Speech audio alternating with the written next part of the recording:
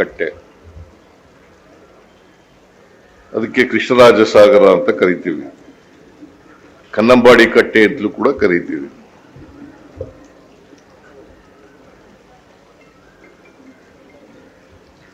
ಈ ಕನ್ನಂಬಾಡಿ ಕಟ್ಟೆ ನಿರ್ಮಾಣ ಆಗಿ 1932ನೇ ಇಸ್ವಿ, 1932. ಅಲ್ಲಿಂದ ಇಲ್ಲಿವರೆಗೆ 93 ವರ್ಷಗಳಾಗಿದ್ದಾವೆ.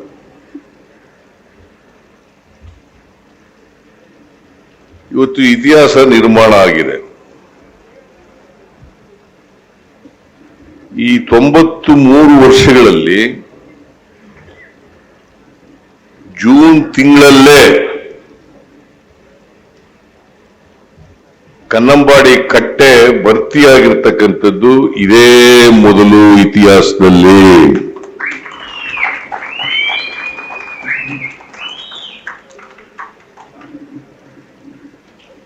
ಇಲ್ಲಿವರೆಗೆ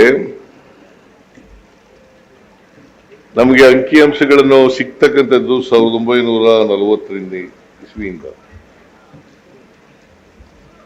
40ನೇ ಇಸ್ವಿಯಿಂದ ಅಂಕಿಅಂಶಗಳನ್ನು ನೋಡಿದ್ರೆ 1941ನೇ ಇಸ್ವಿನಲ್ಲಿ 120.90 ಅಡಿ ಭರ್ತಿಯಾಗಿದೆ.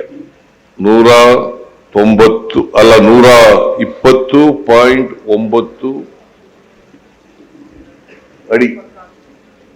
ಒಟ್ಟು ಇದರ ಪೂರ್ಣ ಕೆಪಾಸಿಟಿ ಇರ್ತಕ್ಕಂಥದ್ದು 124 ಅಡಿ. ಈ 124 ಅಡಿ ಯಾವಾಗಲೂ ಕೂಡ ತುಂಬಿರಲಿಲ್ಲ.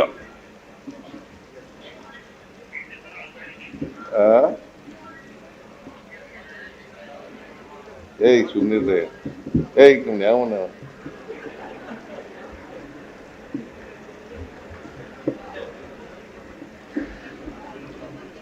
KRS ಕೆಪಾಸಿಟಿ ಇರ್ತಕ್ಕಂಥದ್ದು 124 ಅಡಿ, ಸುಮಾರು 49 TMC ನೀರು, 49 TMC ನೀರು.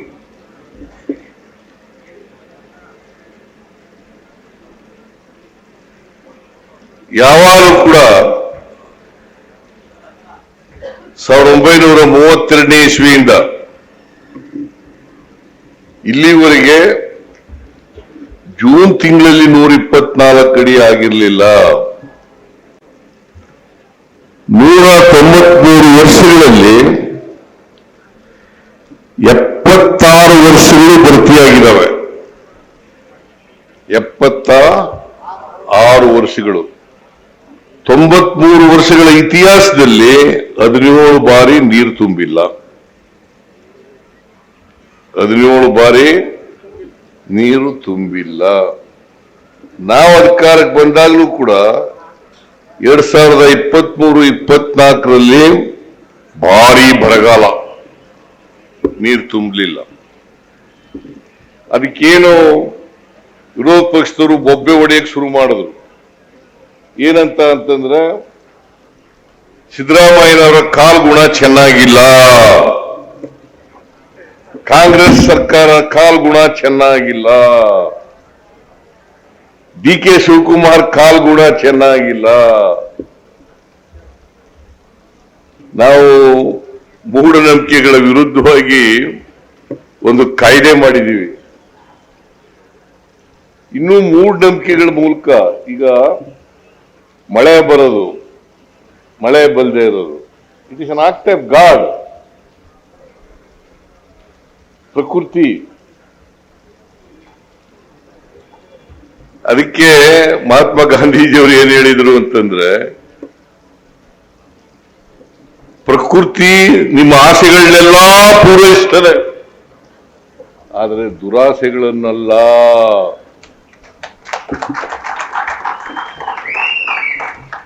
ಪ್ರಕೃತಿ ನಿಮ್ಮ ಆಸೆಗಳನ್ನೆಲ್ಲ ಪೂರೈಸ್ತದೆ, ಆದ್ರೆ ದುರಾಸೆಗಳನ್ನಲ್ಲ.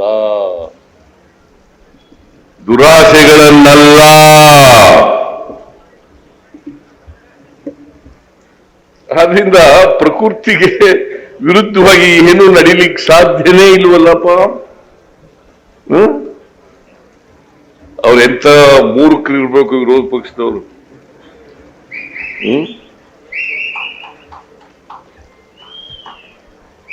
ಎಂತ ಮೂಢಾತ್ಮರು ಇರಬೇಕು ಅವರು.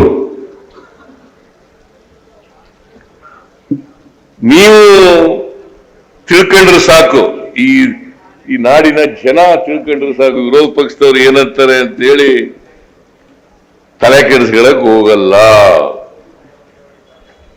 ವಿರೋಧ ಪಕ್ಷದವರು ಸುಳ್ಳೇ ಟೀಕೆಗಳು ಮಾಡೋದು, ಸುಳ್ಳುಗಳನ್ನೇ ಟೀಕೆ ಮಾಡೋದು.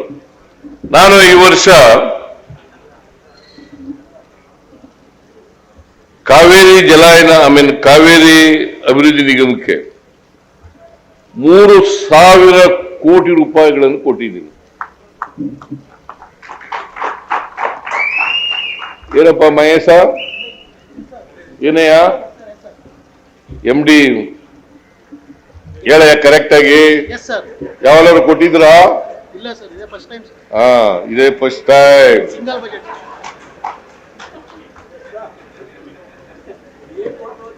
ಟೀಕೆ ಮಾಡೋರು ಯಾವಾಗಾದ್ರು ಕೊಟ್ಟಿದ್ರೆ ಅಧಿಕಾರದಲ್ಲಿ ಇದ್ದಾಗ? ಇಲ್ಲ, ಕೊಡೋದು ಇಲ್ಲ. ಯಾಕೆಂತಂದ್ರೆ ಟೀಕೆ ಮಾಡದೆ ಅವರ ಉದ್ಯೋಗ. ಟೀಕೆ ಬಿಟ್ಟು ಏನು ಮಾಡಲ್ಲ. ಅಧಿಕಾರ ಕೊಟ್ಟಾಗ, ಜನ ಆಶೀರ್ವಾದ ಮಾಡಿದಾಗ ಅವ್ರಿಗೆ ಬಿಡಿ. ಬಿಜೆಪಿಗೆ ಯಾವತ್ತೂ ಆಶೀರ್ವಾದ ಮಾಡೇ ಇಲ್ಲ. JDSಗಂತೂ ಮಾಡೋದಕ್ಕೆ ಸಾಧ್ಯನೇ ಇಲ್ಲ.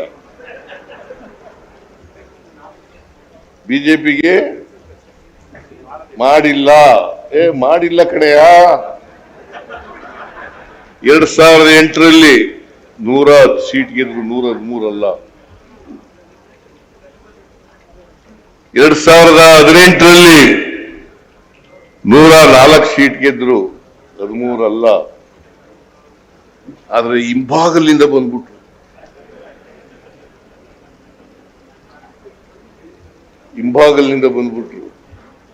ಆಪರೇಷನ್ ಕಮಲ ಹಾಕಿದ್ರು. ಇತ್ತ ಮೊದಲು ಆಪರೇಷನ್ ಕಮಲ ಯಾವಲಾರು ಇತ್ತ? ಮಿಸ್ಟರ್ ಯಡಿಯೂರಪ್ಪ ಹುಟ್ಟಾಕಿದ್ದು ಇದು ಆಪರೇಷನ್ ಕಮಲ. ಯಾವಲಾರು ಇತ್ತ ಆಪರೇಷನ್ ಕಮಲ? ಒಂದ್ ಪಕ್ಷದಿಂದ ಇನ್ನೊಂದು ಪಕ್ಷದಿಂದ ಏರಿತ್ತು ಯಾವಾಗಲೂ. ಆದ್ರೆ ಆಪರೇಷನ್ ಕಮಲ ಇರಲಿಲ್ಲ. ಅದಕ್ಕೆ ಆಂಟಿ ಡಿಫೆಕ್ಷನ್ ಲಾ ತಗೊಬಂದ್ರು. ಸರ್ಕಾರ ಚಾಪೆ ಕೆಳಗಡೆ ನುಗ್ಗಿದ್ರೆ ಇವರು ರಂಗೋಲೆ ಕೆಳಗಡೆ ನುಗ್ಗಕ್ಕೆ ಶುರು ಮಾಡ್ಬಿಟ್ರು.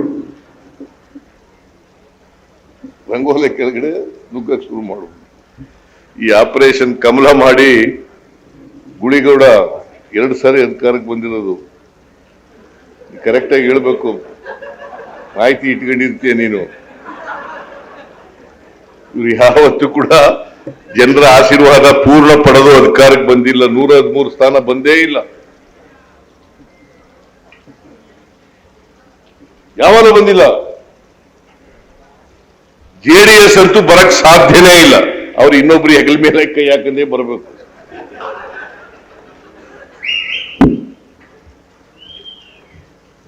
ಇದು ಪರಿಸ್ಥಿತಿ ಇರ್ತಕ್ಕಂಥದ್ದು. ಇದು ಕರ್ನಾಟಕದ ಪರಿಸ್ಥಿತಿ. ಆದ್ರೂ ಟೀಕೆ ಮಾಡೋದು ಮಾತ್ರ ಬಿಡಲ್ಲ. ಈಗ ಇಬ್ರು ಜೊತೆ ಆಗ್ಬಿಟ್ಟರು. ಇಬ್ರು ಸೇರ್ಕೊಂಡವ್ರೆ. ಈಗ ಚಲುವರಾಯಸ್ವಾಮಿ ಹೇಳಿದ್ರು, ಅವ್ರು ಏನಪ್ಪ ಜೊತೆಯಾಗಿ ಮಾಡಿದ್ದು ಏನಪ್ಪಾ ಅಂತಂದ್ರೆ, ನಾವು 2018ರಲ್ಲಿ 1 ಸ್ಥಾನ ಗೆದ್ದಿದ್ದು, ಆಮೇಲೆ 9 ಸ್ಥಾನ ಗೆದ್ದು, ಅವರು 22ರಿಂದ 19ಕ್ಕೆ ಬಂದ್ರು. ಇಬ್ರು ಸೇರ್ಕೊಂಡಾಗ ನಮ್ಮ ಮೇಲೆ ಕುಸ್ತಿ ಮಾಡಕ್ ಶುರು ಮಾಡಿದ್ದಾರೆ. ಮಾಡ್ಕೊಳ್ಳಿ. ವಿರೋಧ ಪಕ್ಷ ಯಾವಾಗಲೂ ಕೂಡ ಕನ್ಸ್ಟ್ರಕ್ಟಿವ್ ಆಗಿ ಕೆಲಸ ಮಾಡಬೇಕು. ಕನ್ಸ್ಟ್ರಕ್ಟಿವ್ ಆಗಿ ಕೆಲಸ ಮಾಡಬೇಕು. ವಿರೋಧ ಪಕ್ಷ ಪ್ರಜಾಪ್ರಭುತ್ವದಲ್ಲಿ ವಿರೋಧ ಪಕ್ಷ ಇರಬಾರ್ದು ಅಂತ ನಾ ಹೇಳಲ್ಲ, ಇರಲೇಬೇಕು, ಟೀಕೆ ಮಾಡಲೇಬೇಕು. ತಪ್ಪು ಮಾಡಿದಾಗ ಟೀಕೆ ಮಾಡ್ತಕ್ಕಂಥ ಕೆಲಸವನ್ನ ಮಾಡಲೇಬೇಕು, ತಪ್ಪುಗಳನ್ನ ಎತ್ತಿ ತೋರಿಸ್ತಕ್ಕಂಥ ಕೆಲಸವನ್ನ ಮಾಡಬೇಕು. ಆದರೆ ಸುಳ್ಳು ಹೇಳಬಾರ್ದು, ಸುಳ್ಳು ಅಪವಾದಗಳನ್ನ ಮಾಡಬಾರ್ದು. ಜನರಿಗೆ ಗೊತ್ತಾಗಲ್ವಾ? ನಾ ಸುಳ್ಳು ಹೇಳ್ಬಿಟ್ಟು ಹೋದ್ರೆ ಗೊತ್ತಾಗಲ್ವಾ? ಸಿದ್ದರಾಮಯ್ಯ ಬರೀ ಸುಳ್ಳೆ ಭಾಷಣ ಮಾಡೋಗ್ಬಿಟ್ಟು ಹೋದ ಅಂತ ಹೇಳಲ್ವಾ?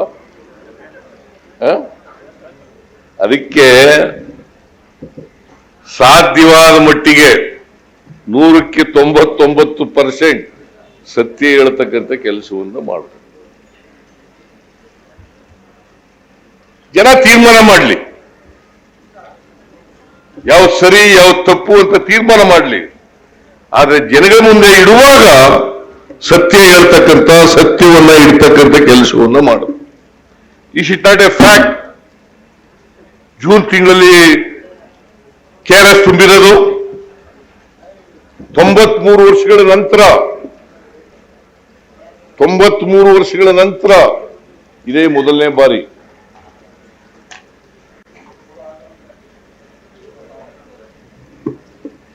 $3,000 ಕೊಟ್ಟಿರೋದು ಇದೇ ಮೊದಲನೇ ಬಾರಿ. ಕೊಡ್ಲಿ, ಹೇಳಿ ನೋಡೋಣ.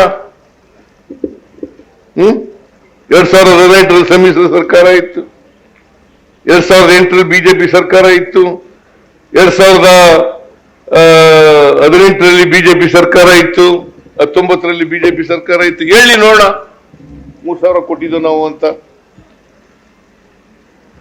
ಸುಮ್ಮನೆ ಹೊಡಿತಾ ಇರೋದು ಬುರುಡೆನ,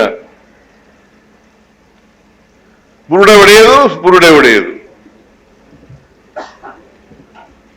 ನಾವು ಈ ಸಾರಿ ಹೇಳಿದೆ ನಾನು DK ಶಿವಕುಮಾರ್ಗೆ, ನಮ್ಮ ಎಲ್ಲೆಲ್ಲಿ ನೀರಾವರಿ ಪ್ರದೇಶಗಳಲ್ಲಿ ಬರ್ತಾರೆ, ಜಲಾಯನ ಪ್ರದೇಶಗಳಲ್ಲಿ ಬರ್ತಾರೆ, ಆ ಎಲ್ಲ MLAಗಳಿಗೆ 50ರಿಂದ 100 ಕೋಟಿ ರೂಪಾಯಿನಷ್ಟು ಹಣ ಕೊಡಪ್ಪ ಅಂತ ಹೇಳಿದೆ. ಅವರೆಲ್ಲ MLAಗಳನ್ನ ಕರೆದು DK ಶಿವಕುಮಾರ್ ಕೊಟ್ಟಿದ್ದಾರೆ. ಬಿಕಾಸ್ ಜಲಸಂಪನ್ಮೂಲ ಸಚಿವರು ಅವರು, ನಾನು ಹಣಕಾಸಿನ ಸಚಿವ.